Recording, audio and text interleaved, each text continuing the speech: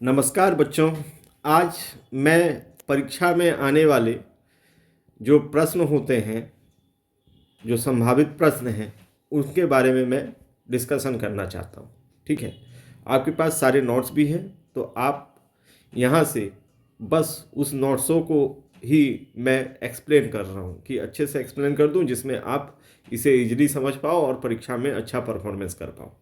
ठीक, व्यापारिक कार्यालय से आप क्या समझते हैं, इसका महत्व बताइए। चैप्टर वाइज अध्यायवार में करूंगा। ठीक है, जो चैप्टर 1 से लेके 16 तक मैं सारे प्रश्नों को आपके लिए शॉर्ट में हल कर देता हूं और जो कुछ सुधार है वो भी कर दूंगा।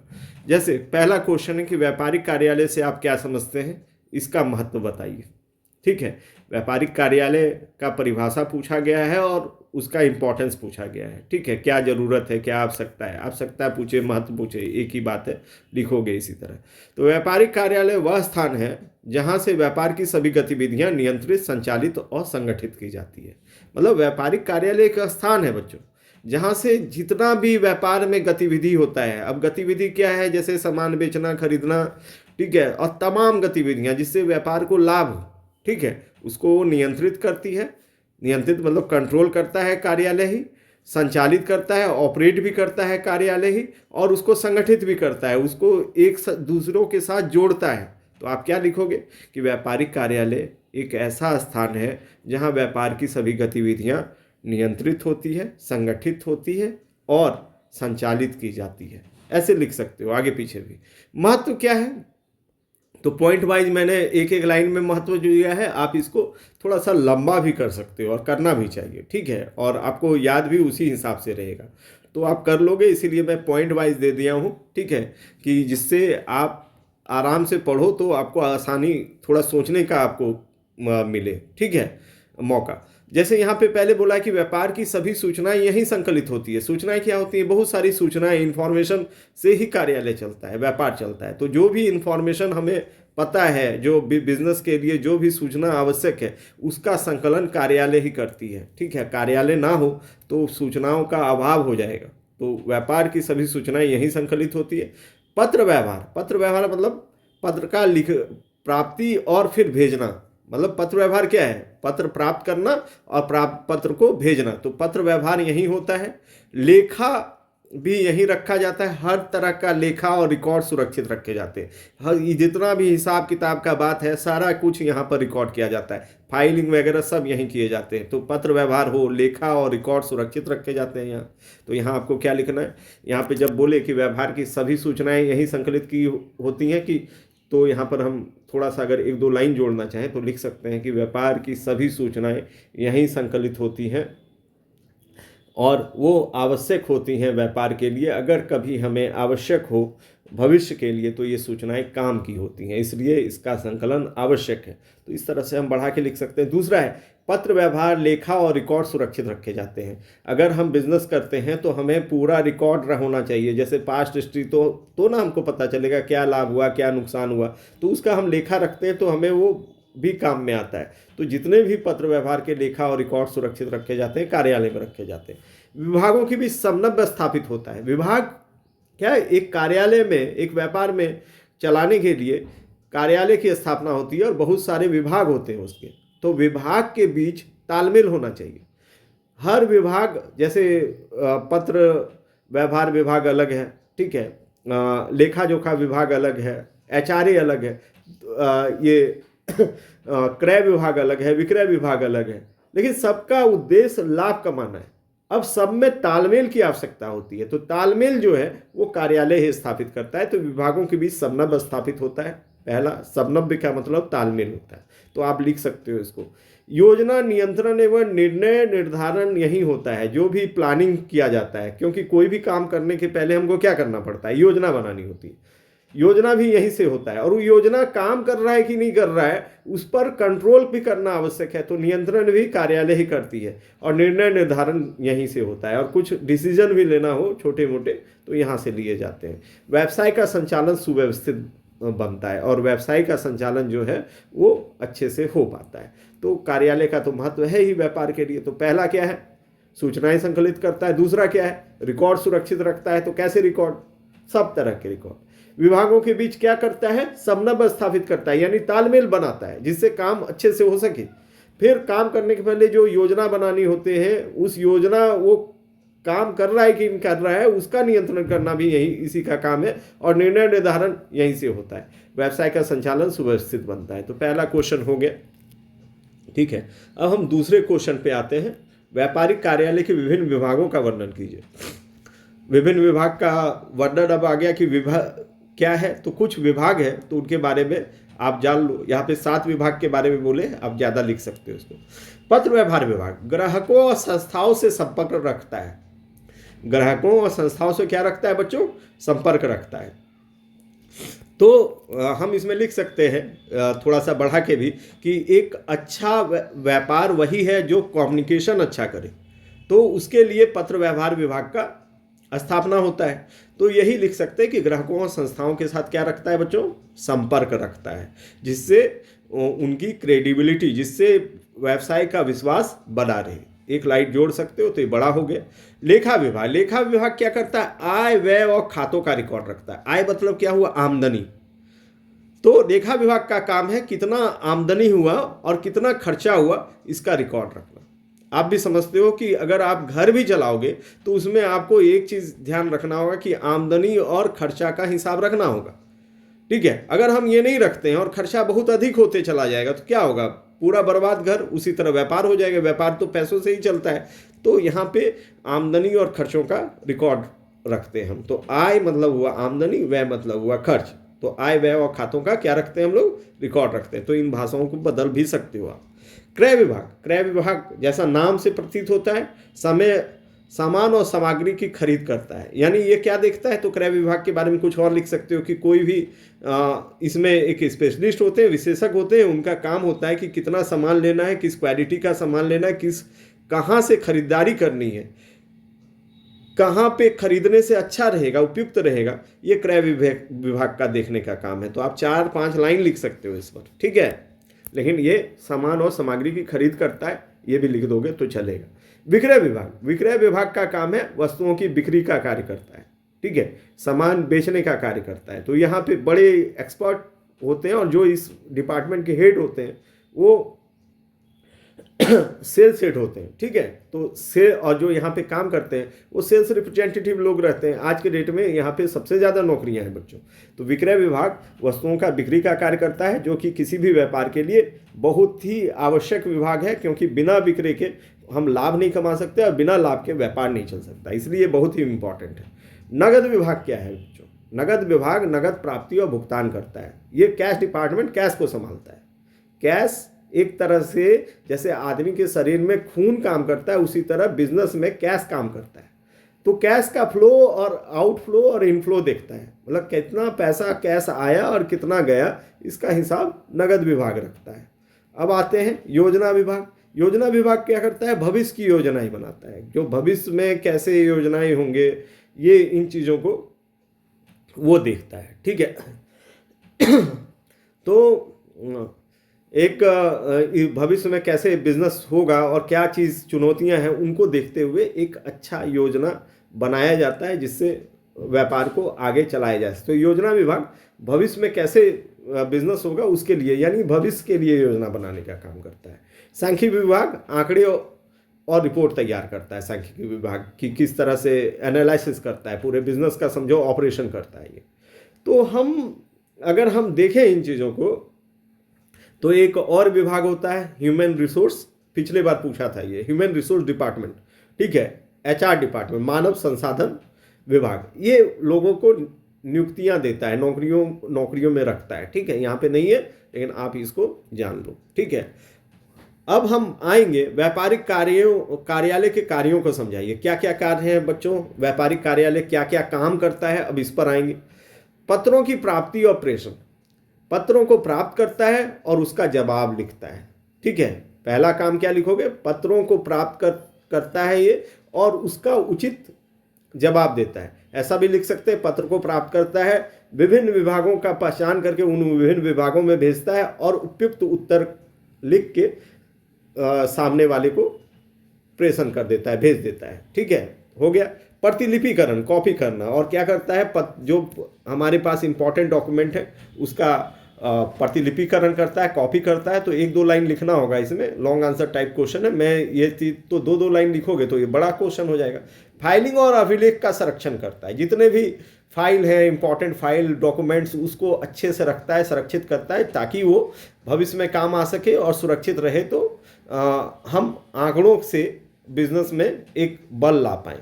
तो ये बड़ा इंपॉर्टेंट है, ठीक है। दस्तावेज को सुरक्षित संधारण करता है, जितने भी इंपॉर्टेंट डॉक्यूमेंट हैं वो सारे चीज़ों को वो अच्छे से अलमारी वगैरह में रखता है और उसको अरेंज करता है, और ज़रूरत पड़ने पर, आवश्यकता पड़ने पर उसे ढूंढ के भी निकालता है। रिपोर्ट और विवरण तैयार करना, जितने तरह के रिपोर्ट हैं, जितने तरह के एनालिसिस हैं, वो सारे कार्यालय में होते हैं। व्यापारिक गतिविधियों पर नियंत्रण करता है, जितने भी व्यापारिक गतिविधि हैं, वो तो परिभाषा से ही आया। तो व्यापारिक गतिविधि क्या है, सेल्स, परचेज, ठीक है, मैन्युफैक्चरिंग, कस्टमर कंसल्टेंसी, ये सारा कुछ ये करता है। तो व्यापारिक गतिविधियों को कंट्रोल भी करता है। ये योजना एवं समन्वय और प्लानिंग करता है और कोऑर्डिनेशन करता है, सबके साथ तालमेल बैठाता है। तो ये इसके प्रमुख कार्य हो गए, ठीक है। अब हम आएंगे कार्यालय संगठन से क्या तात्पर्य है, ये शॉर्ट आंसर टाइप में। कार्यालय संगठन का अर्थ है कार्यालय के कार्यों, विभागों और कर्मचारियों का सही बंटवारा और नियंत्रण एवं समन्वय, ठीक है। हम समझते हैं कि कार्यालय का अर्थ पूछे तो अलग होगा। कार्यालय एक ऐसा स्थान है जहाँ व्यापारिक गतिविधियों को नियंत्रित, संचालित और समन्वय स्थापित किया जाता है, वो एक स्थान है। और कार्यालय संगठन का अर्थ क्या है, संगठन, एक संगठन से आता है। तो इसका परिभाषा अलग होगा। कार्यालय के कार्यों, जो कार्यालय के कार्य हैं, ये कार्य पे आए, स्थान पे नहीं। विभागों और कर्मचारियों का सही बंटवारा, जो मतलब कार्यालय का जो काम है उसको विभागों में बांटना, जो विभाग का है वो कार्य उस विभाग को देना, और उस काम को करने के लिए सही आदमी का चुनाव करना। तो विभागों और कर्मचारियों का सही बंटवारा करता है। सही का मतलब यही है कि सही व्यक्ति होना चाहिए। नियंत्रण और समन्वय स्थापित करता है। तो कार्यालय का जो काम है लास्ट वाला, वो भी यहाँ आया कार्यालय संगठन में। अब फिर पूछा गया व्यापारिक कार्यालय की क्या आवश्यकता है, तो इसके कार्यों से इसको बता सकते हैं। पहले भी लॉन्ग आंसर टाइप क्वेश्चन में हो चुका है, आप इसको देख सकते हो। कार्यालय क्या है, कार्यालय वह स्थान है जो व्यापार से संबंधित सभी रिकॉर्ड, पत्र, पत्रावली, कार्य संगठित और नियंत्रित किए जाते हैं। ये लॉन्ग आंसर टाइप में क्वेश्चन में भी हो चुका है। फिर very short answer type question में भी यही सब है, कुछ नया नहीं है। व्यापारिक कार्यालय की संक्षिप्त परिभाषा लिखिए तो वही चीज़ होगा। आप देख लेना, व्यापारिक कार्यालय के 2 विभागों का नाम लिखिए तो लिख सकते हो, पत्र व्यवहार विभाग, लेखा विभाग, और बहुत सारे विभाग मैंने बताया आपको, एक्स्ट्रा भी बताया था मैंने। 7 विभाग हैं वहाँ पे। यहाँ से सिर्फ 2 पूछेगा तो 2 ही लिखना है। तो इस तरह से प्रश्न पूछे जाते हैं, इसलिए सबको शामिल किया गया है।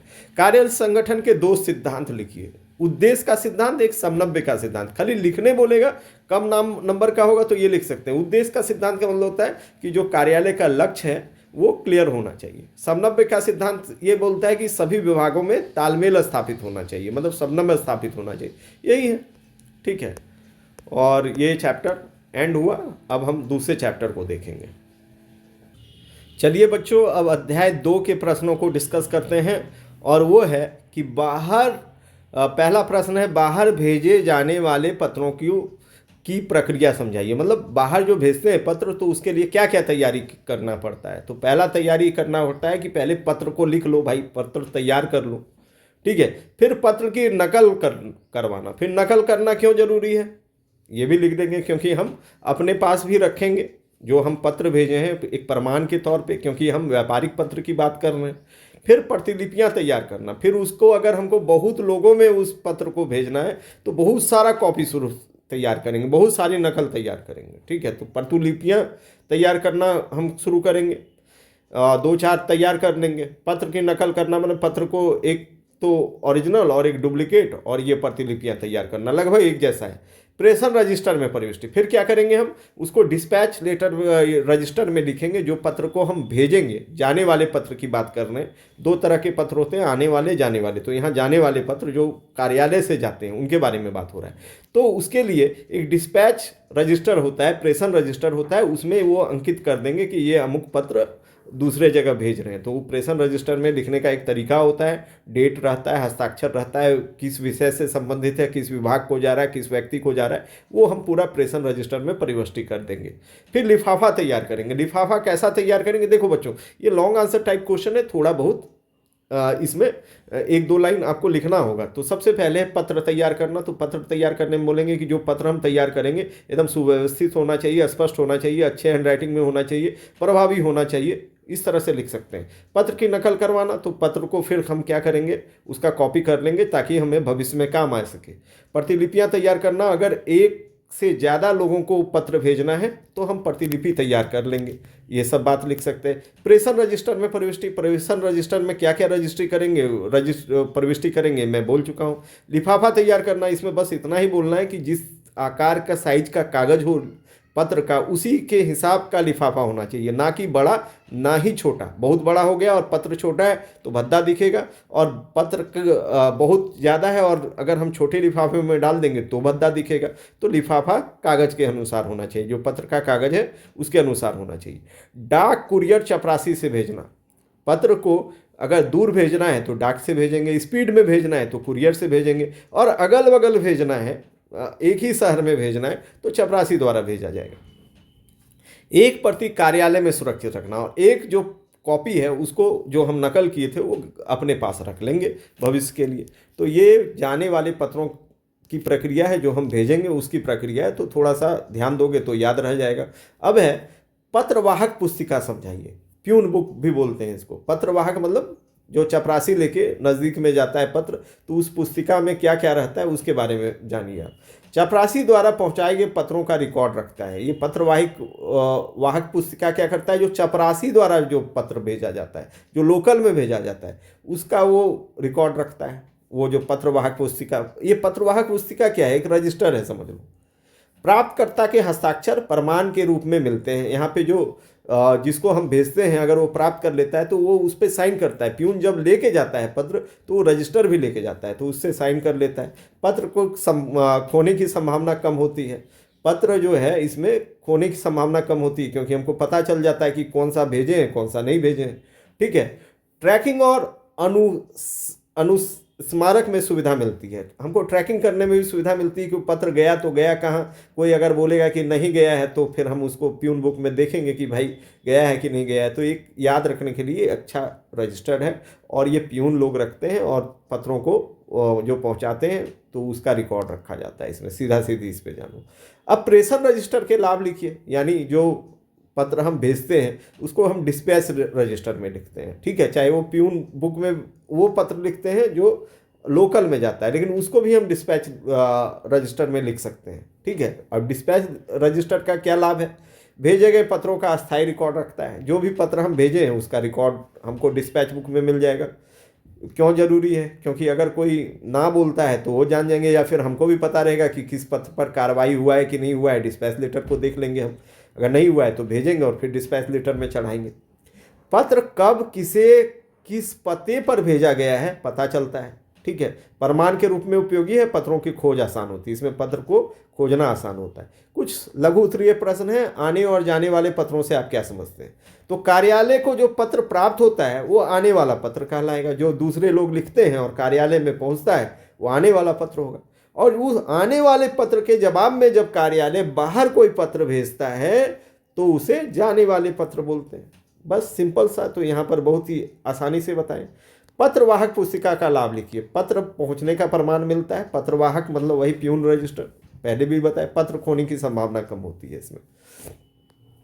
पत्र प्रेषण रजिस्टर का नमूना लिखिए। तो रजिस्टर में क्या नमूना है, तो एक आप ये भी बना सकते हो, एक वहाँ पे कॉलम भी बना सकते हो। तो पहला कॉलम आप कर्म संख्या लिख देना, दूसरा तिथि लिख देना, चौथा जो है पत्र संख्या लिख देना, प्राप्तकर्ता का नाम पता का कर देना एक कॉलम। ठीक है, कॉलम मतलब लाइन खींच के इसको लिख सकते हो। विषय लिख देना, विभाग लिख देना, और लास्ट में हस्ताक्षर का एक कॉलम कर देना, तो तुम्हारा पत्र प्रेषण रजिस्टर का नमूना हो जाएगा। ठीक है। कुछ अति लघुत्तरीय प्रश्न हैं, ठीक है, उन पे नज़र डालेंगे। पत्र प्राप्ति का स्रोत लिखिए। चपरासी द्वारा, डाक द्वारा, कुरियर द्वारा। ठीक है, ये है। पत्रों के दो प्रकार लिखिए। तो दो तरह के पत्र, व्यक्तिगत पत्र जो एक व्यक्ति दूसरे व्यक्ति को लिखता है, व्यापारिक पत्र जो एक व्यापारी दूसरे व्यापारी को लिखता है, इस चीज़ को व्यापारिक पत्र बोलेगा। एक व्यापारी ग्राहक को भी जो पत्र लिखता है व्यापारिक पत्र ही कहलाएगा बच्चों, लेकिन व्यापार से संबंधित। पत्रवाहक पुस्तिका के 2 लाभ लिखिए। तो पत्र पहुंचाने का प्रमाण है, पत्र खोने की संभावना कब है इसमें। प्रेषण रजिस्टर के 2 लाभ लिखिए। भेजे गए पत्रों का रिकॉर्ड रखता है, पत्रों की खोज में सुविधा होती है। ठीक है। पत्र व्यवहार के कितने भागों में बांटा जा सकता है? एक आने वाला पत्र और जाने वाला पत्र। अगर पत्र व्यवहार को कितने भागों में पूछता है तो 2 होगा, आने वाले पत्र और जाने वाले पत्र। ठीक है। अब 3rd चैप्टर में हम जाएंगे। अब हम बात करते हैं अध्याय 3 की, और ये चैप्टर है नस्तीकरण की प्रणालियाँ, मेथड ऑफ फाइलिंग, जिसको हम लोग फाइल भी बोलते हैं। ठीक है। तो नस्तीकरण और फाइल एक ही बात होती है। तो अब हम दीर्घ उत्तरीय प्रश्न में जाते हैं। सबसे पहले कि नस्तीकरण की परिभाषा दीजिए, खड़ी फाइल पद्धति की व्याख्या कीजिए। ठीक है। तो नस्तीकरण का अर्थ है पत्रों दस्तावेज को सुरक्षित क्रमबद्ध तरीके से रखकर जरूरत पड़ने पर जल्दी निकालने की प्रक्रिया। मतलब फाइलिंग एक ऐसा चीज़ है जिसमें पत्रों को और दस्तावेज को सुरक्षित रखा जाता है, अच्छे तरीके से रखा जाता है, सजा के रखा जाता है, जिसको ज़रूरत पड़ने पर, यानी ताकि जब हम उसे खोजने जाएं तो आराम से हम उसे निकाल लें। तो ये नस्तीकरण का अर्थ क्या हो गया? परिभाषा अगर पूछे, अर्थ पूछे तो एक ही बात है कि नस्तीकरण एक ऐसी प्रक्रिया है जिसमें पत्रों को सुरक्षित रखा जाता है, क्रमबद्ध तरीके से रखा जाता है, जिससे अगर हमें ज़रूरत पड़े कभी उस पत्रों का तो हम आसानी से निकाल पाएँ। ठीक। तो एक प्रक्रिया है ये। ठीक है। इसमें बहुत सारी प्रक्रिया क्या होता है कि बहुत सारी क्रियाएं जिसमें शामिल होती हैं उसे प्रक्रिया बोलते हैं। ठीक है। तो अब खड़ी फाइल पद्धति की बात करें तो खड़ी फाइल पद्धति खासकर 2 पॉपुलर पद्धति है, खड़ी फाइल और एक लेटी फाइल। तो लेटी मतलब ऐसे सुला के रखना, खड़ी फाइल मतलब ऐसे खड़ा रखना। तो खड़ी फाइल पद्धति यानी वर्टिकल फाइलिंग क्या है? पत्र फोल्डर में रखे जाते हैं। यहाँ पत्र कहाँ रखे जाते हैं? फोल्डर में रखे जाते हैं। इसको रखने के लिए दूसरा अलमारी और ड्रॉवर की ज़रूरत पड़ती है। अलमारी बोलो, कैबिनेट बोलो, या ड्रॉवर में रखे जाते हैं।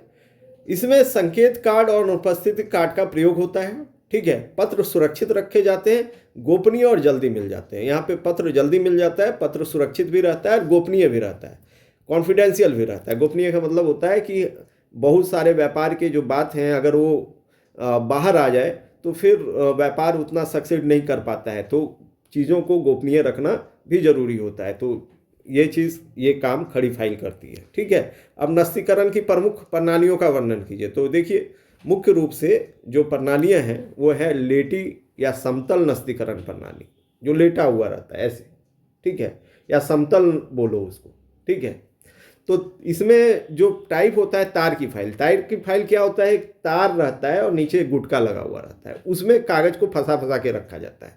ठीक है। तार की फाइल होगी। कार्डबोर्ड फाइल जो हम लोग यूज़ करते हैं। ठीक है। कि एक बोर्ड रहता है, उसके चारों तरफ हत्थे रहते हैं, उसके हिसाब से होता है।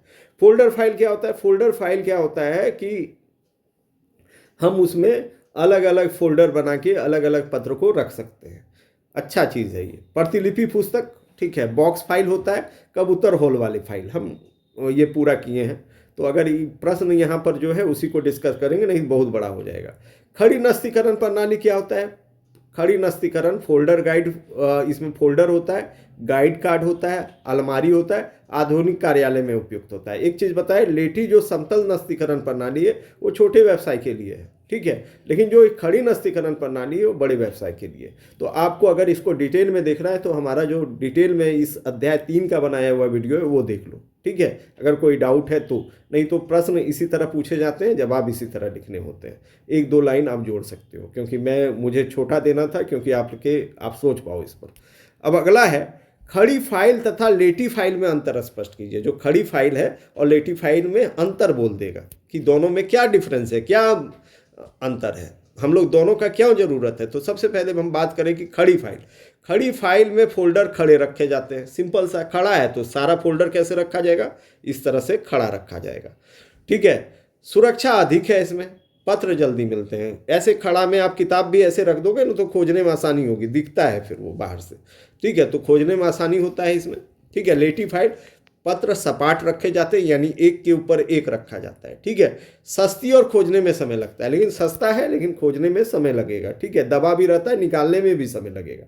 तो लेटी फाइल में ये, लेकिन सस्ता होता है, ज़्यादा उसमें जगह नहीं घेरता है। खड़ी फाइल जो है प्रणाली, तो हम बोलेंगे खड़ी फाइल फोल्डर खड़े रखे जाते हैं, एक अंतर ये हो गया। लेटी फाइल में पत्र को सुला के रखे जाते हैं, सस्ता है और वो महंगा है। ठीक है, पत्र वहाँ जल्दी मिलता है, यहाँ समय लगता है। तो अंतर तो स्पष्ट हो गया ये दो में। तो अंतर करने के लिए आप क्या करोगे, ड्रॉ चार्ट भी खींच दोगे। ठीक है, तो उससे भी अंतर आप कर सकते हो। ठीक है, तालिका बना के। ठीक है, पहले लिखोगे ये कर्म संख्या, फिर लिखोगे खड़ी फाइल और फिर लिखोगे लेटी फाइल, और फिर दोनों में अंतर करते चले जाओगे। खड़ी फाइल क्या है, बड़े कार्यालयों के लिए उपयुक्त है, जो बड़े बड़े बिजनेस है उनके लिए ये ठीक है खड़ी फाइल, क्योंकि ये महंगा है तो बड़ा बिजनेस ही अफोर्ड कर सकता है। लेटी फाइल छोटे कार्यालय के लिए उपयोगी है और हम लोग भी करते हैं इस चीज़ को। ठीक है, घर में भी लेटी फाइल का प्रयोग लोग करते हैं। ठीक है, अब हम बात करेंगे, कुछ लघु उत्तरीय प्रश्न हैं यहाँ पे कि आदर्श नस्तीकरण की विशेषताएं लिखिए। तो ये लघु उत्तरीय नहीं, ये लॉन्ग आंसर टाइप क्वेश्चन में पूछेगा। हम थोड़ा यहाँ पे शॉर्ट में कुछ कुछ लिख दिए, आपको इसको बढ़ा देना है। जैसे सरलता, सरलता का मतलब होता है कि कोई भी, इसमें एक लाइन लिख दोगे, कोई भी साधारण ज्ञान रखने वाला व्यक्ति भी इसको कर पाए। ठीक है, सरलता मतलब इजी, कोई भी साधारण ज्ञान रखने वाला व्यक्ति भी जो फाइलिंग कर पाए, ये होना चाहिए एक आदर्श नस्तीकरण का गुण। दूसरा है शीघ्रता, पत्रों को खोजने से वो जल्दी मिल जाए, ऐसा नस्तीकरण होना चाहिए। तो ये आदर्श नस्तीकरण, आदर्श मतलब क्या हुआ, आइडियल, एकदम क्या अच्छा होगा इसके लिए। सुरक्षा, सुरक्षा, पत्रों को एकदम सुरक्षित रखा जाना चाहिए, चूहे धूल ये से खराब नहीं हो, तो उसकी सुरक्षा का ख्याल रखना चाहिए। गोपनीयता, बिजनेस के लिए गोपनीयता बहुत ही महत्वपूर्ण चीज़ होता है, तो पत्रों को ऐसा रखा जाए कि वो गोपनीय बने, जो उसके अधिकारी हैं उन्हीं को पता रहे, बाकी किसी को नहीं, तो ये गोपनीय हो। अगला कम खर्च, खर्च भी कम पड़े, क्योंकि नस्तीकरण में अगर हम ज़्यादा खर्च करेंगे तो बिजनेस जो है वहाँ कॉस्ट को देखा जाता है, तो हम ज़्यादा खर्च नहीं अफोर्ड कर सकते। तो हमेशा हम लोग को ये ध्यान रखना चाहिए कि फाइलिंग में ज़्यादा खर्च ना हो। कम स्थान और स्थान कम घेरे। ठीक है, वो अच्छा फाइलिंग का ये सब गुण होता है। तो इसमें आपको मैंने 6 बात लिखे, अगर शॉर्ट में बोलता है तो ऐसे ही इजीली लिख दोगे, अगर लॉन्ग में पूछता है तो 1-2 लाइन लिख लोगे, और इजी है, लिख सकते हो। सरलता मतलब साधारण ज्ञान वाला व्यक्ति भी इसको कर पाए। शीघ्रता मतलब जितना जल्दी हो सके हमको ज़रूरत के हिसाब से तुरंत पत्र को मिल जाए, खोजना नहीं पड़े ज़्यादा। सुरक्षा, समय कम लगे, शीघ्रता का मतलब समय से है। सुरक्षा, सुरक्षा मतलब सेफ्टी रहे। ठीक है, ये कोई चीज़ उसको बर्बाद नहीं करे, धूल या नमी या फिर चूहा या फिर किसी तरह का दीमक, वो उस चीज़ को बर्बाद नहीं करे। गोपनीयता मतलब आप जानते ही हो कि व्यापारियों के बीच जो बात हो वो उन्हीं के बीच हो जिनके फ़ायदे का हो, बाकी से मतलब नहीं हो। कम खर्च, खर्चा कम लगे इस चीज़ को करने में, और कम स्थान, स्थान कम घेरे। ठीक है, तो आप 1-2 लाइन लिख सकते हो इस पर। तार फाइल के गुण दोष लिखिए। तो गुण क्या है, सस्ती और सरल है। ठीक है, सस्ता है और बहुत आसान है, कम खर्चीला है, एगो तार चाहिए, वो गुटका चाहिए, नीचे कुछ नहीं है इसमें। लेकिन दोष क्या है, इसके सुरक्षा कम है और पत्र निकालने में कठिनाई है। बच्चों, मैंने डिटेल वीडियो आपको हर चैप्टर का दिया है, उसमें आप चाहोगे तो बहुत सारे फाइलिंग के गुण दोष आप देख पाओगे वहाँ। नस्तीकरण की आवश्यकता क्या है, अब नस्तीकरण क्या ज़रूरत है, क्या ज़रूरत पड़ गया कि इसको किया जाए। भविष्य के रिकॉर्ड सुरक्षित रखना, भविष्य का जो रिकॉर्ड है उसको सुरक्षित रखना इसका काम है। न्यायालय में प्रमाण हेतु, कोर्ट में हम इसको पेश कर पाएँ। ठीक है, इसके लिए आवश्यक है, अगर कोई चीज़ की ज़रूरत हो तो हम उसको कोर्ट में भी दें और कोर्ट भी उसको तवज्जो देता है। तो ये चीज़ है। पत्रों को खोज आसान बनाना, जो पत्र हैं जो रखे जाते हैं उसको हम आसानी से ढूंढ पाएँ। अगर हम फाइलिंग नहीं करेंगे तो जहाँ तहाँ पत्र बिखरा हुआ रहेगा। कार्यालय कार्य सुचारू चलना, और कार्यालय का कार्य आसानी से चल पाए, इसलिए फाइलिंग आवश्यक है। ठीक है, फोल्डर फाइल के गुण दोष फिर आ गए।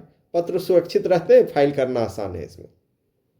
ठीक है, पत्र आसान सुरक्षित रहते हैं और फाइल करना आसान है। अगला लिख सकते हो, इसमें और भी गुण लिखना चाहोगे तो लिख सकते हो कि पत्र शीघ्रता से प्राप्त हो जाता है। ठीक है, पत्र में काफ़ी है इतना। दोष में क्या लिखेंगे, सीमित उपयोग, इसका उपयोग सीमित है। ठीक है, पत्रों के फटने का भय होता है फोल्डर में, तो ये चीज़ ध्यान रखना है। टेक फाइल क्या है? मोटे कागज की फाइल जिसमें पत्र को बीच में छेद कर धागे से पिरो दिया जाता है, धागे में बांध दिया जाता है, इसको टैग फाइल बोलते हैं। टैग मतलब धागा होता है, ठीक है। थ्रेड, थ्रेड मतलब धागा होता है, और अगर थ्रेड से ही हम टैग करते हैं तो एक मोटा जिल्द रहता है, मोटा कूट का रहता है वो फाइल, उसमें छेद रहता है और पत्र में भी छेद किया जाता है, बीच में से ये धागा डाल के बांध देते हैं, थ्रेड दे के बांध देते हैं, ठीक है। तो वो फाइल हो गया मोटे कागज की फाइल। तो पढ़ लेना, इतना भी लिख दोगे काफ़ी है। अब हम आगे, बच्चों ये चैप्टर समाप्त हुआ, ठीक है। हम नेक्स्ट चैप्टर में जाएंगे, 4th चैप्टर, ठीक है। अब हम 4th चैप्टर स्टार्ट कर रहे हैं जिसका नाम है अनुकर्मणिका। अनुकर्मणिका का मतलब इंडेक्सिंग, ठीक है। अंग्रेजी में इंडेक्सिंग बोलते हैं या विषय सूची बोलो, एक ही बात है। जैसे आप बुक पढ़ते हो तो बुक के पहले पृष्ठ पर विषय सूची दिया हुआ रहता है जिसमें कौन सा अध्याय किस पेज में है ये पता चलता है। तो फाइलिंग करने के बाद कौन सा फाइल कहाँ पर है उसके लिए, उस फाइल के लिए यानी उस नस्तीकरण के लिए हमें इंडेक्सिंग तैयार करना पड़ता है। सीधा जानो। तो यहाँ पे दीर्घ उत्तरीय प्रश्न में आपसे पूछ सकता है कि अनुकर्मणिका क्या है, यानी उसकी परिभाषा। तो अनुकर्मणिका वह सूची व्यवस्था है, ये लिखना है।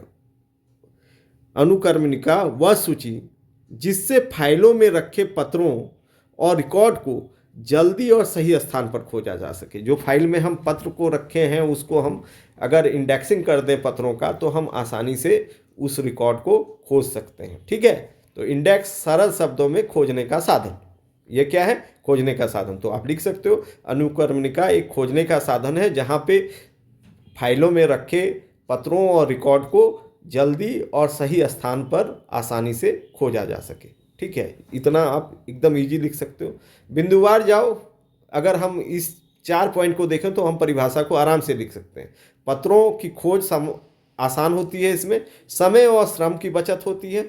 यानी अगर कोई फायदा भी पूछे तो ये बोलोगे, पूछेगा कि अनुकर्मणिका की क्या आवश्यकता है, या अनुकर्मणिका के लाभ बताइए, या अनुकर्मणिका के महत्व बताइए। सब में ये बात लिख सकते हो जो बिंदुवार यहाँ लिखा है। पत्रों की खोज आसान होती है, इससे समय और श्रम की बचत होती है, रिकॉर्ड सुरक्षित रहते हैं, जितने भी रिकॉर्ड हैं वो सुरक्षित रहते हैं, कार्य की गति बढ़ती है, ठीक है। अब हम आएंगे अगला में, अनुकर्मणिका के विभिन्न प्रकार बताइए। विभिन्न प्रकार भी होते हैं इसके, ठीक है। एक होता है अनुकर्मणिका के प्रमुख प्रकार है साधारण अनुकर्मणिका। साधारण अनुकर्मणिका डिटेल आप जाओगे तो वीडियो में देख लेना, ये चैप्टर का आपको समझ में आ जाएगा साधारण अनुकर्मणिका क्या है, ठीक है। स्वर अनुकर्मणिका, ठीक है, वॉवेल इसको इंडेक्सिंग बोलते हैं। फिर एक होता है क्रॉस अनुकर्मणिका, ठीक है, या श्रृंखलाबद्ध अनुकर्मणिका बोला जाता है। फिर एक कार्ड अनुकर्मणिका होता है, फिर एक दृश्य कार्ड अनुकर्मणिका होता है, फिर एक चक्रीय अनुकर्मणिका होता है। तो अनुकर्मणिका के ये प्रमुख प्रकार हैं, ठीक है। आपको 1-2 प्रकार पूछे भी जा सकते हैं, ठीक है, ये नहीं भी, ठीक है। छोटे कार्यालय के लिए सिंपल इंडेक्स यूज होता है। जो साधारण अनुकर्मणिका है वो छोटे कार्यालयों के लिए होता है। बड़े कार्यालय के लिए जो होता है वो कार्ड अनुकर्मणिका होता है। स्वर अनुकर्मणिका के बारे में बात किया जाए तो ये साधारण अनुकर्मणिका का ही विस्तार है, ठीक है। और बड़े कार्यालय जो यूज़ करते हैं वो ग्रुप इंडेक्स यूज़ करते हैं, या फिर संयुक्त बोलो या फिर श्रृंखलाबद्ध बोलो, या कार्ड इंडेक्सिंग सबसे ज़्यादा यूज होता है। लाइब्रेरी के लिए भी कार्ड इंडेक्सिंग सबसे ज़्यादा यूज होता है, कार्ड अनुकर्मणिका यूज होता है। अनुकर्मणिका की आवश्यकता बताइए। अनुकर्मणिका की आवश्यकता इन कारणों से होती है। जो अनुकर्मणिका है वहाँ पे प्रश्न पूछेगा, उसी के आधार पे उत्तर देते चल जाओगे। याद रखने का बहुत ज़रूरी नहीं है, माथा में नहीं बोझ बना लेना कि ये अनुकर्मणिका बहुत भारी भारी शब्द यूज हो रहा है, नस्तीकरण अनुकर्मणिका, ऐसा ही है। आपको वहाँ पे प्रश्न पूछेंगे, उन्हीं का जवाब देना है। तो आपको टेंशन नहीं लेना है, प्रश्न पत्र संभाल लेगा, सिर्फ आप थोड़ा सुनो ध्यान से। अनुकर्मणिका की आवश्यकता इन कारणों से होती है। पत्रों को जल्दी खोजने के लिए, वो जो बिंदुवार था वो भी बात दोहराया जा रहा है। समय और श्रम की बचत होती है, रिकॉर्ड को सुरक्षित रखने के लिए, गलतियों को कम करने के लिए, जो गलती है वो कम होवे इसके लिए, कार्यालय में कार्यालय कार्यकुशलता बढ़ाने के लिए, कार्यालय का कार्यकुशलता बढ़े, जल्दी जल्दी काम होवे कार्यालय में, इसके लिए, ग्राहक सेवा सुधारने के लिए, जो ग्राहक है कस्टमर है उनकी सेवा सुधारने के लिए अनुकर्मणिका की आवश्यकता पड़ती है। तो 6 दिया हुआ है, 4 लिख देना, काम हो जाएगा, ठीक है। एक लाइन में अगर पूछे तो इंडेक्सिंग में से काम तेज, सरल और व्यवस्थित होता है, ठीक है। अनुकर्मणिका से क्या होता है? काम तेज होता है, ठीक है, जितना बहुत जल्दी त्वरित कार्रवाई हो जाती है, सरल, ईजी है, बहुत ज़्यादा ईजी है। अगर आप सीख गए तो बहुत आसान है और व्यवस्थित भी होता है, बहुत ही ढंग से होता है ये, ठीक है। अब कुछ लघु उत्तरीय प्रश्न हैं, उनके बारे में बात है। कार्ड अनुक्रमणिका क्या है? जिस प्रणाली में प्रत्येक ग्राहक और व्यापारी के लिए अलग अलग कार्ड बने, मैंने हर एक के लिए अलग अलग कार्ड छाप दो, ये क्या हो गया? कार्ड अनुक्रमणिका। मैंने हर बात के लिए अलग अलग कार्ड दे दो। कार्ड में क्या लिखा होता है? नाम लिखा रहेगा, पता लिखा रहेगा, खाता लिखा रहेगा, पृष्ठ संख्या लिखा रहेगा और आवश्यक विवरण जो जरूरी है वो लिख देंगे, बात खत्म हो गया, बस इतना ही है। कार्ड अनुक्रमणिका के लाभ लिखिए, कार्ड अनुक्रमणिका का लाभ लिखो। ग्राहक जोड़ना और हटाना आसान है, मतलब जो जोड़ना है तो फिर से एक नया कार्ड बना के डाल दो, जुड़ गया वो। हटाना है हटा दो, ड्रॉवर में रखा जाता है इसको, ठीक है। अगर किसी का जरूरत नहीं तो उसका हटा दो, हट गया वो। कार्ड बदलकर रिकॉर्ड अपडेट किया जा सकता है, कार्ड को हम बदलकर रिकॉर्ड लिख सकते हैं। गोपनीयता बनी रहती है, जो सेक्रेटरी है बिजनेस का वो बना रहता है इसमें। खोजने में कम समय लगता है, इसमें सबसे ज़्यादा विशेषता इसकी है कि खोजने में इजीली मिलता है। रिकॉर्ड सुरक्षित रहते हैं और रिकॉर्ड जो है बहुत ही सुरक्षित रहता है, ठीक है। कार्ड अनुक्रमणिका के दोष लिखिए। अधिक स्थान घेरता है, हर एक आदमी के लिए कार्ड बनाएंगे तो जी कितना स्थान लेगा, तो स्थान अधिक घेरता है। कार्ड के खोने की संभावना, अगर कार्ड खो गया तो बड़ा मुश्किल है, निकाले और भूल गए उसको रखने के लिए जगह पर, बड़ा मुश्किल हो जाएगा। बार बार अपडेट करना पड़ता है, बार बार तुमको ये अपडेट करते रहना पड़ता है, बहुत ही महंगी प्रणाली है। छोटा व्यवसाय इसको यूज नहीं कर सकता है, बड़े ही व्यवसाय के लिए ये ठीक है, ठीक है। बड़े कार्यालय में रख रखाव कठिन, और ये रख रखाव करना, इसको मेंटेन करना उतना ईजी नहीं है, ठीक है। अब हम बात करेंगे चक्रीय अनुक्रमणिका। चक्रीय माने व्हील, चक्का देखे हो ना, तो चक्का से है। चक्का अनुक्रमणिका क्या है? जिस प्रणाली में कार्ड एक पहिए में लगे होते हैं, एक गोल जैसा रोटेट मशीन रहता है, उसमें हर एक में एक खाना बना हुआ रहता है, उसी खाने में कार्ड को रखा जाता है, ठीक है। और उन्हें घुमा कर पढ़ा जाता है। हम पढ़ने के लिए क्या करेंगे, उसे घुमाएंगे, घुमाएंगे एक बार ऐसे करके घुमाएंगे, तब आएगा अगला नाम, फिर ऐसे घुमाएंगे, फिर आएगा अगला नाम, इस तरह से होगा। तो जिस प्रणाली में कार्ड एक पहिए पर लगे होते हैं, ठीक है, और उन्हें घुमाकर पढ़ा जाता है, उसे चक्रीय अनुक्रमणिका कहते हैं। वो सब क्या है? चक्रीय अनुक्रमणिका। जिस प्रणाली में कार्ड पहिए में लगे रहते हैं, चक्का में लगा रहता है, ठीक है, और उसको घुमा घुमा कर पढ़ना पड़ता है, वो कौन सा हुआ? चक्रीय अनुक्रमणिका। चक्रीय मतलब घूमना ही होता है ना। अब चक्रीय अनुक्रमणिका के लाभ लिखिए। लाभ क्या है इसके? कम स्थान में अधिक कार्ड रखे जा सकते हैं, कम जगह पर अधिक कार्ड रख सकते हैं। रिकॉर्ड जल्दी देखा जा सकता है, जो रिकॉर्ड है उसको हम जल्दी देख सकते हैं। कार्ड निकालना लगाना आसान है इसमें, ठीक है, निकालना भी इजी है, लगाना भी आसान। दोष क्या है इसके? महंगा उपकरण है, बहुत ही महंगा है, ठीक है। गलत कार्ड लगने पर खोज कठिन है, और सबसे बड़ा पहिया अगर खराब हो गया तो घूमवे नहीं करेगा, जब घूमेगा नहीं तो आप देख नहीं पाओ, रुक जाएगा।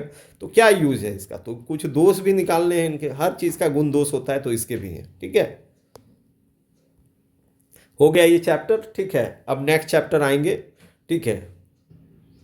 अब हम नेक्स्ट चैप्टर आएंगे, ये 5वां चैप्टर है, उसका नाम है प्रतिलिपिकरण, कॉपिंग, ठीक है, नकल करना, ठीक है।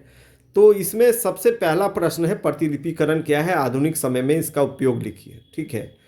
तो प्रतिलिपिकरण क्या है? नकल करना है बच्चों। जैसे हम फोटो कॉपी कराते हैं कोई चीज़ का, तो वही होता है, फोटो कॉपी ही कराना प्रतिलिपिकरण है, ठीक है। तो यहाँ पे क्या लिखा हुआ है कि पत्रों या दस्तावेजों की नकल तैयार करना ही प्रतिलिपिकरण है। जो पत्र हैं उसका हम अगर एक कॉपी और तैयार कर लें तो उसको क्या बोलेंगे? प्रतिलिपिकरण, ठीक है। आधुनिक उपयोग क्या है इसका? ठीक है, इसका उपयोग क्या है? लिखित प्रमाण हेतु। अगर हम इसकी बात करें कि आधुनिक समय में इसका उपयोग लिखिए, तो हम आज भी इसकी प्रासंगिकता है। क्या है? एक लिखित प्रमाण होता है हमारे। मान लो हम कोई कार्यालय किसी दूसरे को एक पत्र लिखता है, तो पत्र लिखता है, पत्र में क्या लिखा है वो हमेशा तो याद नहीं रखेगा, और बहुत सारे पत्र लिखे जाते हैं, रखे जाते हैं, तो एक नकल रख लिया जाता है, जिससे ये हो कि किसी तरह का दिक्कत हो तो हम उसको दिखा पाएँ। तो लिखित प्रमाण के लिए जरूरी है ये, और हर काम जो बिजनेस में होता है वो लिखित होता है, मौखिक कुछ महत्व नहीं है। तो लिखित प्रमाण हेतु आवश्यक है कोई भी पत्र का प्रतिलिपिकरण करना। विवाद समाधान के लिए, अगर कोई बोल रहा है कि आपने ये बोला था और मुझे पता है कि मैंने ये नहीं बोला है, तो अगर वो लिखित है तो हम उसके साथ क्या कर सकते हैं? अगर नकल है हमारे पास, हम तो पत्र दूसरे को भेज दिए, लेकिन एक नकल अपने पास भी रखते हैं एक, तो हम उसको प्रतिलिपि को दिखा के हम विवाद का भी समाधान कर लेंगे। और ये प्रतिलिपि का महत्व न्यायालय में भी है, तो कोई भी विवाद को हम इससे सुलझा सकते हैं बेहतर तरीके से। आदेश पालन की पुष्टि, और अगर हम लिखित देते हैं तो उस आदेश का पालन करना ही होता है, तो इस बात का ये प्रमाण होता है। भुगतान और माल भेजने का प्रमाण, हम कोई भी चीज़ का भुगतान करते हैं तो उसके लिए भी एक प्रतिलिपि तैयार रखते हैं और वो कॉपी रखते हैं, तो हमको ये कंफर्म हो जाता है कि मैंने भुगतान कर दिया और सामने वालों को भुगतान हो गया। अगर वो बाद में क्लेम करता है तो वो मान्य नहीं होगा, क्योंकि हमारे पास है वो रिकॉर्ड। ठीक है। माल भेजने का भी प्रमाण है, हम कोई सामान किसी को भेजते हैं तो उसमें के साथ एक पत्र भी भेजते हैं और उसका नकल भी रखते हैं, तो ये बड़ा ज़रूरी चीज़ है बच्चों। महत्वपूर्ण रिकॉर्ड को सुरक्षित रखता है। महत्वपूर्ण जो रिकॉर्ड होते हैं अगर हम प्रतिलिपि कर लें, उसका कॉपी कर लें, तो सुरक्षित रहता है। जैसे आपके पास 10th का ओरिजिनल सर्टिफिकेट है और आप ओरिजिनल सर्टिफिकेट लेके हर जगह नहीं घूम सकते हो, एक ही होता है, फिर आपको मिलेगा नहीं, तो आप उसका फ़ोटो कॉपी कर लेते हो तो वो भी काम में आ जाता है। तो वही स्थिति है, तो सुरक्षित रखने के लिए बहुत ही इंपॉर्टेंट चीज़ है। तो हो गया ये। दूसरा है प्रतिलिपिकरण की विभिन्न विधियाँ लिखिए। प्रतिलिपिकरण की विभिन्न विधियाँ मैंने डिटेल वीडियो बनाया है हर चैप्टर का, आप वहाँ से भी देख सकते हो, हम इसको बहुत लंबा नहीं करेंगे। हाथ से प्रतिलिपि लेना सबसे सस्ता और बहुत ही अच्छा ये चीज़ है कि हाथ से ही हम प्रतिलिपि ले लेते हैं। दाब यंत्र द्वारा एक मशीन होता है, ऊपर से प्रेशर देते हैं तो उससे एक बनता है। कार्बन पेपर द्वारा, ये सबसे आसान और सस्ता है और एक बार में होता है। हाथ से प्रतिलिपि लेने में भी क्या होता है कि एक बार ओरिजिनल डॉक्यूमेंट को फिर से हाथ से लिखना होता है, लेकिन कार्बन अगर आप लगा दोगे और 2-4 प्रतिलिपियाँ इससे आराम से निकल जाती हैं।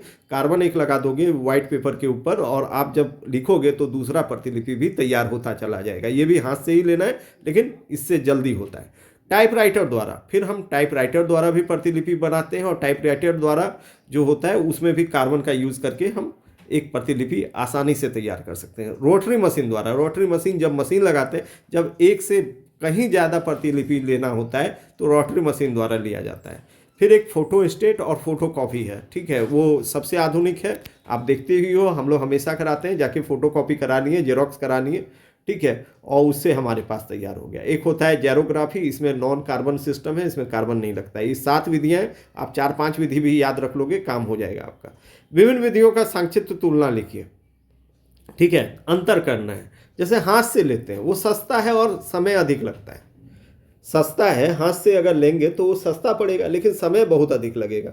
एक है कार्बन पेपर द्वारा एक साथ अनेक प्रतिलिपि तैयार हो जाता है, 4-5 हम बोले बच्चों, तैयार हो जाएगा।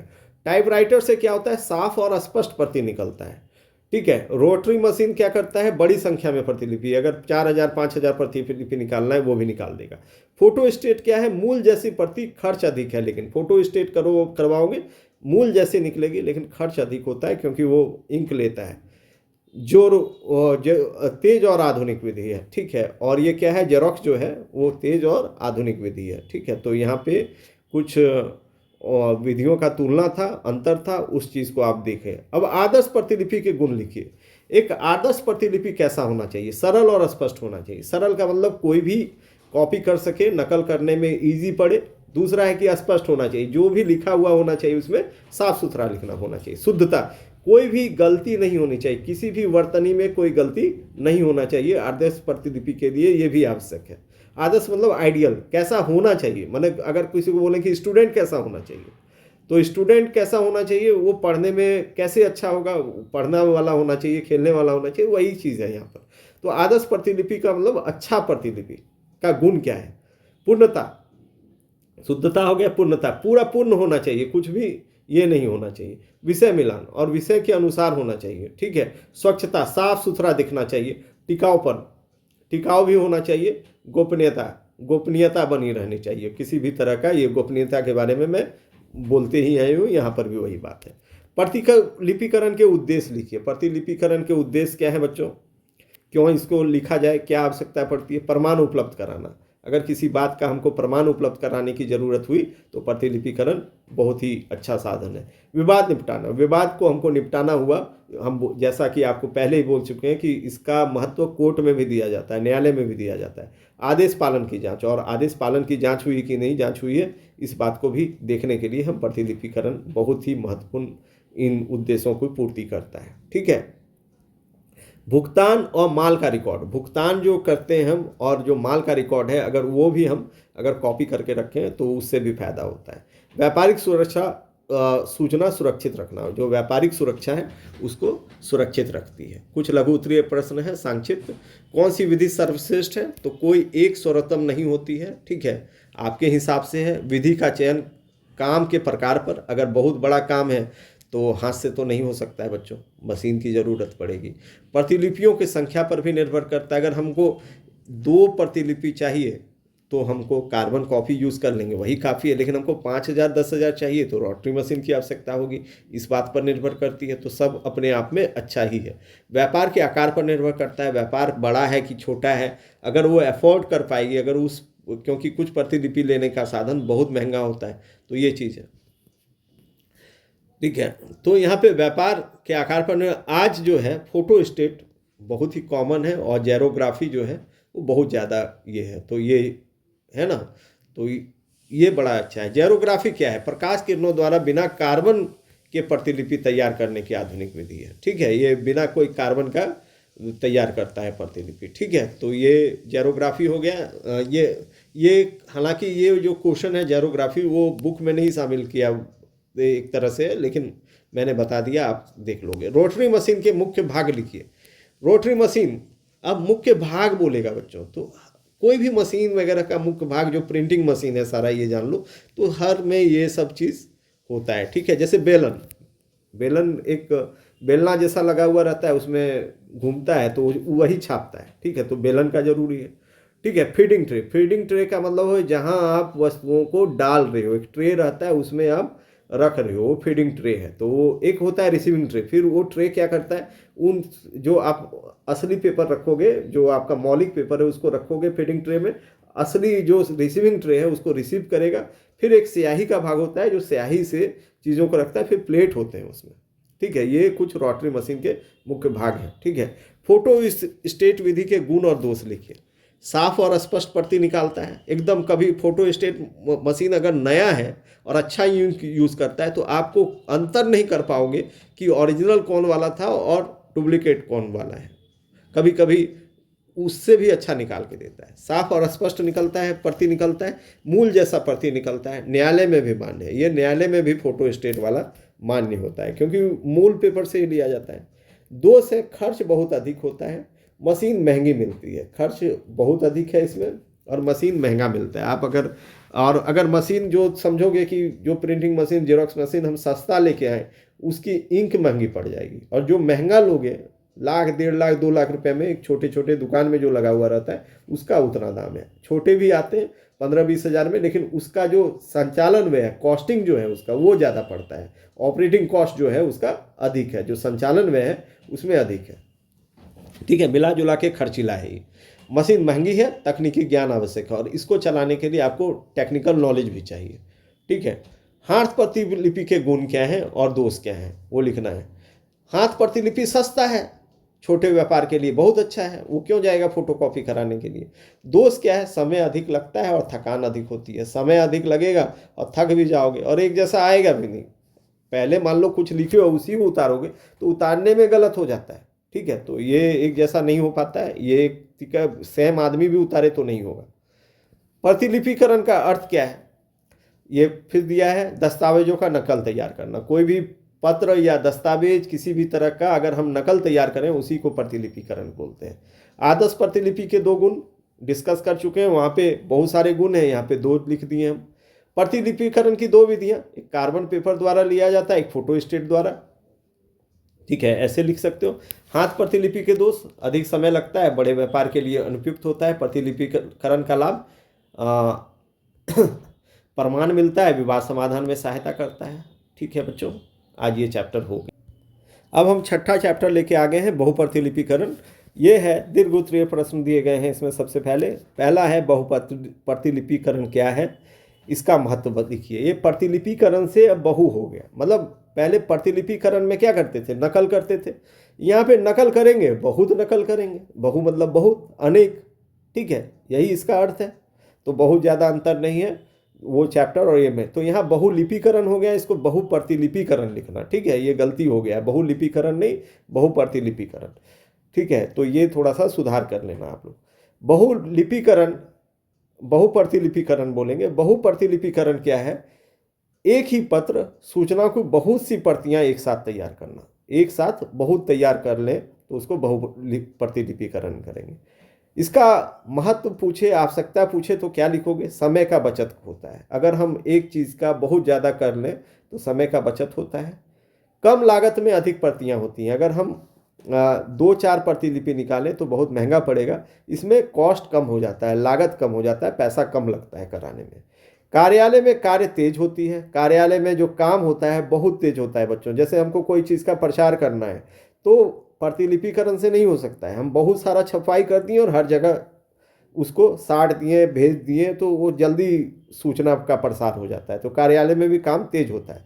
रिकॉर्ड सुरक्षित रहता है, और रिकॉर्ड जो है वो तो सुरक्षित हो ही जाएगा। एक मूल प्रति तो दूसरे को भेज दिए, एक मौलिक पेपर का प्रतिलिपि अपने पास रखें तो रिकॉर्ड भी सुरक्षित रहता है, और बहुत सारे लोग भी उस रिकॉर्ड को रखते हैं। ग्राहकों से संपर्क बना रहता है, और जितने भी कस्टमर हैं उनके साथ क्या होता है, एक कांटेक्ट बनता है। व्यवसाय का विस्तार होता है। जो व्यवसाय है उसका बहुत ज़्यादा विस्तार होता है और श्रम और खर्च कम लगता है।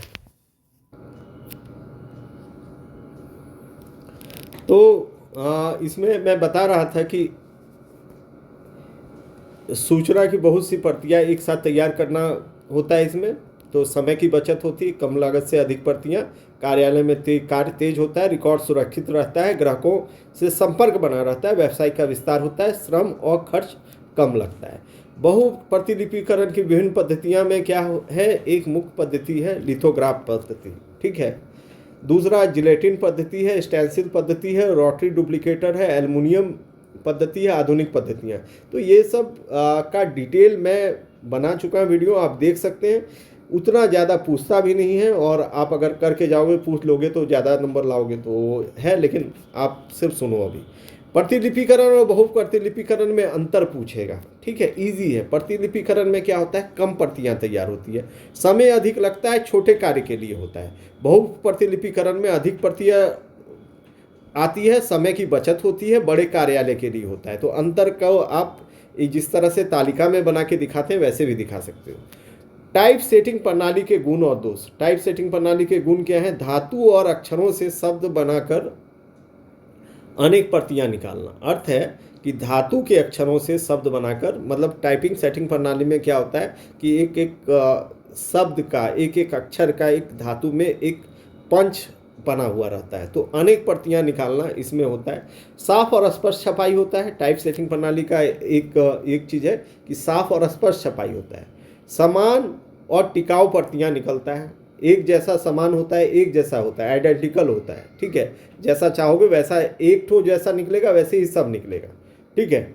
और टिकाऊ भी होता है, ज़्यादा दिन तक चलता है, उसके छपाई उड़ते नहीं है, बड़े कार्य हेतु उपयुक्त है ये। दोष क्या है, बहुत ज़्यादा खर्चीला है, समय अधिक लगता है, प्रशिक्षित कर्मी चाहिए इसको करने के लिए। इसके लिए साधारण व्यक्ति नहीं कर सकते हैं, प्रशिक्षित व्यक्ति करते हैं। छोटे व्यवसायी के लिए ये ठीक नहीं है। कुछ लघु उत्तरीय प्रश्न है। जिलेटिन प्रणाली के गुण और दोष बताइए। सस्ता है, सरल है और साफ है, ठीक है। और दोष क्या है, सीमित निकलता है, अस्थायी नहीं है, बड़े कार्यालय होते अच्छा नहीं है ये। एल्युमिनियम प्रणाली के दोष, टिकाऊ प्रतियां निकालता है, बार बार उपयोग के लिए योग्य है, और साफ और स्पष्ट छपाई होती है एल्युमिनियम प्रणाली में। दोष क्या है, महंगी है, तकनीकी ज्ञान आवश्यक है, उपकरण लागत अधिक होता है। बहु प्रतिलिपिकरण के लाभ है, समय की बचत होती है, कम लागत, अधिक प्रतियां, कार्य क्षमता बढ़ती है। अब बहु प्रतिलिपिकरण के लाभ, ये सब बहुत इंपॉर्टेंट है। भले पद्धति वाला हो सकता है, मान लो कि नहीं पूछे, लेकिन ये सब पूछेगा कि बहु प्रतिलिपिकरण के क्या लाभ है।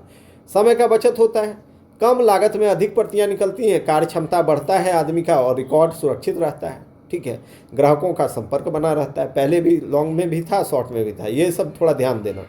अब मल्टीग्राफ प्रणाली क्या है, मशीन से धातु प्लेट पर सामग्री अनेक प्रतियां निकालना। मल्टीग्राफ क्या करता है, जैसा नाम है, मल्टी मतलब बहुत होता है, बहुत प्रतियां निकालता है, ठीक है, ऐसे भी लिख सकते हो। बहु प्रतिलिपिकरण की आवश्यकता क्या है, बड़े पैमाने पर पत्र व्यवहार अगर करना हो, समय का बचत करना हो, श्रम की बचत करना हो, रिकॉर्ड को सुरक्षित रखना हो, यानी आवश्यकता महत्व में सब में एक ही बात लिख सकते हो, लाभ में भी एक ही बात लिख सकते हो। बहु प्रतिलिपिकरण क्या है, एक ही पत्र सूचना की अनेक प्रतियां साथ में तैयार करना, ये बहु प्रतिलिपिकरण है। बहु प्रतिलिपिकरण क्यों आवश्यक है, समय बचाता है, अधिक प्रतियां निकालता है और कार्य तेज करता है, ठीक है, 2 पद्धतियों का नाम लिखिए। तो लिथोग्राफ, स्टेंसिस, ठीक है, ये लिख सकते हो। ठीक है, जिलेटिन प्रणाली का एक दोष लिखिए, सीमित प्रति निकालता है और पुराना है ये, समझे कि नहीं। बहुप्रतिलिपिकरण का लाभ लिखिए, कम समय में अधिक प्रतियां तैयार होती हैं, बस हो गया। ठीक है।